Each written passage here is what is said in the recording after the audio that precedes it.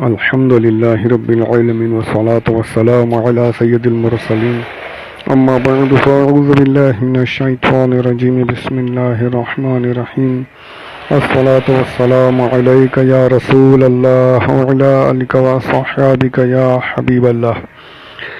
جب کفار حضور صلی اللہ علیہ وسلم کے قتل پر اتفاق کر کے کانفرنس ختم کر چکے اور اپنے اپنے گھروں کو روانہ ہو گئے تو حضرت جبریل امین علیہ السلام رب العالمین کا حکم لے کر نازل ہو گئے، کیا محبوب آج رات کو آپ اپنے بستر پر نہ سوئیں اور ہجرت کر کے مدینہ تشریف لے جائیں۔ چنانچہ عین دوپہر کے وقت حضور صلی اللہ علیہ وسلم حضرت ابوبکر صدیق رضی اللہ عنہ کے گھر تشریف لے گئے اور حضرت ابوبکر صدیق سے فرمایا کہ سب گھر والوں کو ہٹا دو، کچھ مشورہ کرنا ہے۔ حضرت صدیق اکبر نے عرض کیا کہ یا رسول اللہ، صدیق اکبر رضی اللہ تعالیٰ عنہ نے عرض کی کہ یا رسول اللہ،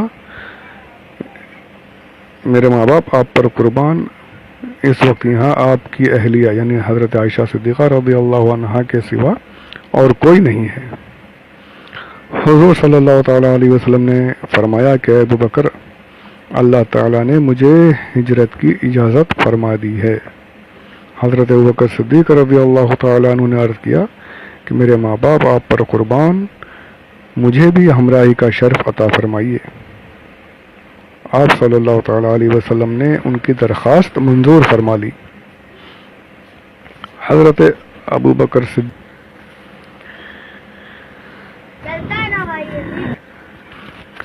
حضرت ابوبکر صدیق رضی اللہ عنہ نے عرض کی کہ مجھے بھی ہمراہی کا شرف عطا فرمائیے۔ آپ صلی اللہ تعالیٰ علیہ وسلم نے ان کی درخواست منظور فرما لی۔ حضرت ابوبکر صدیق رضی اللہ عنہ نے 4 مہینے سے 2 اونٹنیاں ببول کی پتی کھلا کھلا کر تیار کی تھیں کہ ہجرت کے وقت یہ سواری کے کام آئیں گی۔ عرض کیا کہ یا رسول اللہ صلی اللہ علیہ وسلم، ان میں سے ایک اونٹنی آپ قبول فرما لیں۔ آپ نے ارشاد فرمایا کہ قبول ہے، مگر میں اس کی قیمت دوں گا۔ حضرت ابوبکر صدیق رضی اللہ عنہ نے بادل ناخواستہ فرمان رسالت سے مجبور ہو کر اس کو قبول کیا۔ حضرت عائشہ صدیقہ رضی اللہ عنہا تو اس وقت بہت کم عمر تھیں، لیکن ان کی بڑی بہن حضرت بی بی اسماء رضی اللہ عنہا نے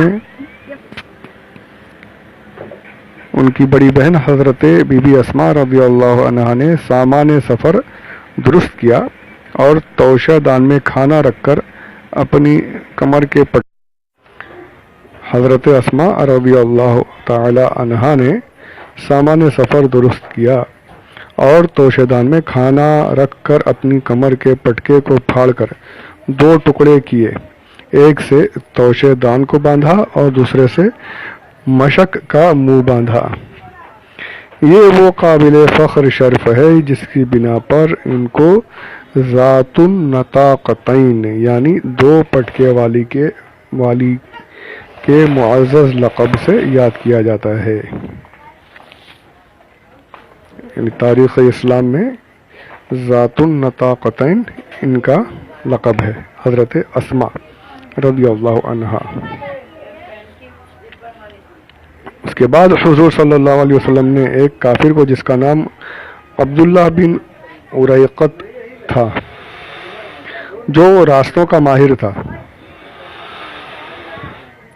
رہنمائی کے لیے اجرت پر نوکر رکھا اور ان دونوں اونٹنیوں کو اس کے سپرد کر کے فرمایا کہ 3 راتوں کے بعد وہ ان دونوں اونٹنیوں کو لے کر غار ثور کے پاس آ جائے۔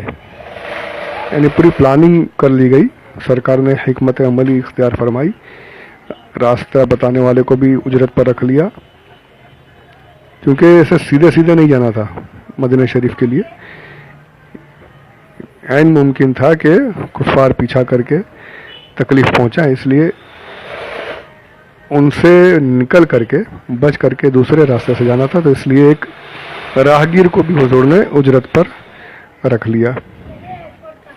یہ سارا نظام کر لینے کے بعد حضور صلی اللہ علیہ وسلم اپنے مکان پر تشریف لائے. یہاں پر سرکار نے یہ تیاریاں فرما لی اور وہاں پر کفار اپنا فیصلہ کر کے آ گئے تھے کہ آج محمد کا قتل کرنا ہے معاذ اللہ. کفار مکہ نے اپنے پروگرام کے مطابق کاشان نبوت کو گھیر لیا رات کے وقت میں اور انتظار کرنے لگے کہ حضور صلی اللہ علیہ وسلم سو جائیں تو ان پر قاتلانہ حملہ کیا جائے. اس وقت گھر میں حضور صلی اللہ علیہ وسلم کے پاس صرف حضرت علی مرتضیٰ رضی اللہ تعالی عنہ تھے. کفار مکہ نے اگرچہ رحمت عالم کے بدترین دشمن تھے، کفار تھے، بدترین دشمن تھے، مگر اس کے باوجود حضور صلی اللہ علیہ وسلم کی امانت و دیانت پر کفار کو اس قدر اعتماد تھا کہ وہ اپنے قیمتی مال و سامان کو حضور کے پاس امانت رکھتے تھے. دشمن تو تھے پر یہ بھی مانتے تھے کہ محمد جیسا سچا، محمد جیسا امانت دار، محمد جیسا دیانت دار پورے مکہ میں کوئی نہیں ہے. تو اپنا جو بھی قیمتی مال ہوتا تھا وہ سب حضور کے پاس ہی رکھتے تھے امانت کے طور پہ کہ بعد میں ہمیں لوٹا دیجیے گا. دشمن ہونے کے باوجود سرکار کی امانت و دیانت داری کی وہ لوگ قسمیں کھایا کرتے تھے اور خود اپنا مال ان کے پاس رکھتے تھے. یہ ہمارے آقا مدینے والے مصطفیٰ صلی اللہ علیہ وسلم کا عمل ہے. اور آج امت کا عمل ذرا دیکھیے. دشمن تو کیا رکھیں گے، ہم اپنے بھائی کا کھا جاتے ہیں. ہمارا سگا بھائی بھی اگر ہمارے پاس کچھ رکھے تو آج دنیا کی محبت اتنی ہمارے دلوں میں گھسی ہوئی ہے کہ امانت داری دیانت داری کسے کہتے ہیں یہ آج ہماری قوم یہ امت جو ہے بھول چکی ہے.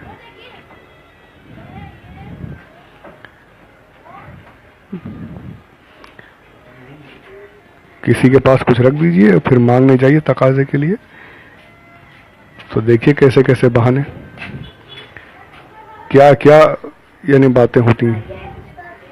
ایک واقعہ سرکار مفتی اعظم کا مجھے یاد آ گیا ہے کہ ایک مرتبہ آپ شاید بمبئی ہی تشریف لائے ہوئے تھے اور دینی کام کے لیے، شاید مدرسے کے لیے، کسی اور کام کے لیے آپ نے چندہ وغیرہ کیا تھا. آپ کے پاس اپنے بھی کچھ روپے تھے اور ساتھ میں کچھ تھوڑی رقم چندے کی بھی تھی. پیسے گنے ہوئے تھے کہ اتنی رقم میری ہے اور اتنی مطلب چندے کی الگ ہے. اب کسی کام سے آپ کو کہیں ہٹنا تھا اس جگہ سے،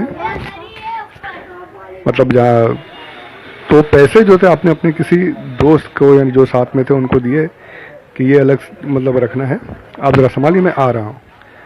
اب ان صاحب نے کیا کیا جو تھے اس وقت میں، یہ تفصیل سے لکھا ہوا ہے غالباً استقامت کے مفتی اعظم نمبر میں نے پڑھا تھا. تو انہوں نے کیا کیا کہ سرکار مفتی اعظم کے وہاں سے ہٹنے کے بعد وہ جو نوٹیں تھیں وہ سب ایک ساتھ کر دی. سرکار مفتی اعظم کی جو ذاتی رقم تھی وہ اور جو چندے کے پیسے تھے وہ سب یہ نے ایک ساتھ ملا دیے. جب حضور مفتی اعظم تشریف لائے تو آپ نے کہا کہ وہ رقم دیجیے، تو انہوں نے کہا یہ رہی حضور. تو آپ بڑے پریشان ہو گئے کہ یہ کیا کیا آپ نے. حضور بس رقم تھی میں نے ساتھ میں کر دی. آپ نے فرمایا کہ اس میں کچھ میری ذاتی رقم تھی اور کچھ جو ہے وہ چندے کے پیسے تھے، دینی کام میں دینے کے لیے پیسے تھے. تو کہنے کے تو کیا حضور آپ نے گنا تو ہے، آپ اس میں سے نکال لیجئے. تو ذرا سوچیے ہمارے اکابرین کا عمل کتنا بڑا تھا. وہ کہتے ہیں کہ رقم تو میں نکال لوں گا لیکن وہ نوٹ کون سے ہے جو نوٹ انہوں نے مجھے چندے کے طور پہ دیے تھے، وہ نوٹ میں کیسے پہچانوں گا. وہی نوٹ مجھے مطلب چندے کے جو تھے وہی نوٹ چندے کے کام میں دینی کام میں خرچ کرنا ہے، وہی نوٹ چاہیے تھے. نوٹ اب مکس ہو گئے، میں پہچان نہیں پا رہا ہوں. تو اب اس کا کیا حل کیا جائے. تو آپ نے ارشاد فرمایا کہ جو میری ذاتی رقم ہے اور چندے کی رقم ہے، یہ جو مل گئے آپس میں تو میں نوٹ الگ نہیں کر سکتا، تو اب اس کا ایک ہی طریقہ ہے کہ جو میری ذاتی رقم ہے وہ رقم بھی اب میں ساری کی ساری چندے میں ہی دے دیتا ہوں۔ سبحان اللہ، یہ ہے دیانت داری، یہ ہے امانت داری۔ مفتی اعظم کے نام لینے والے تو بہت ہیں آج، ذرا اپنے ضمیر کو جھنجھوڑ کر دیکھیے کہ کیا ہمارے اندر وہ دیانت داری، وہ امانت داری موجود ہے۔ یہ تو میں نے سرکار کے غلاموں کے غلام کا ذکر کیا، تو پھر ہمارے آقا صلی اللہ علیہ وسلم کا جو عمل ہے وہ تو کتنا بڑا ہوگا، کس قدر اعلیٰ وقار ہے میرے آقا صلی اللہ علیہ وسلم، اور آج ہم کتنے گرے ہوئے ہیں، کس قدر نیچے ہیں، کیسی پستیوں میں ہیں۔ کاش کہ ہم ایک ذرا سی جھلک پر عمل کرنے کی کوشش کر سکیں، حضور کے عمل کا ایک ذرہ ہم استعمال کر لیں تو پھر ہماری زندگی بدلتی ہوئی نظر آنے لگی۔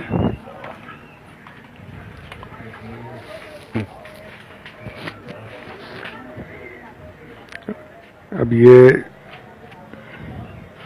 واقعہ کافی طویل ہے، انشاءاللہ اس کو اگلے آڈیو میں رکھتے ہیں کہ کیسے پھر سرکار اس محاصرے سے نکلے۔ کچھ باتیں مجھے بھی بیچ میں عرض کرنی ہے، تو اس لیے انشاءاللہ اگلے آڈیو میں اس کو کنٹینیو کرتے ہیں۔ آج اسی پر اور اسی دعا کے ساتھ ختم کرتے کہ پروردگار اپنے نبی کے تقوی کا، نبی کی امانت داری، دیانت داری کا ایک ذرہ ہمیں عطا فرما دے، ہمیں بھی امانت دار اور دیانت دار بننے کی توفیق عطا فرمائے۔ آمین بجاہ النبی الامین صلی اللہ علیہ وسلم، وما علینا الا البلاغ المبین۔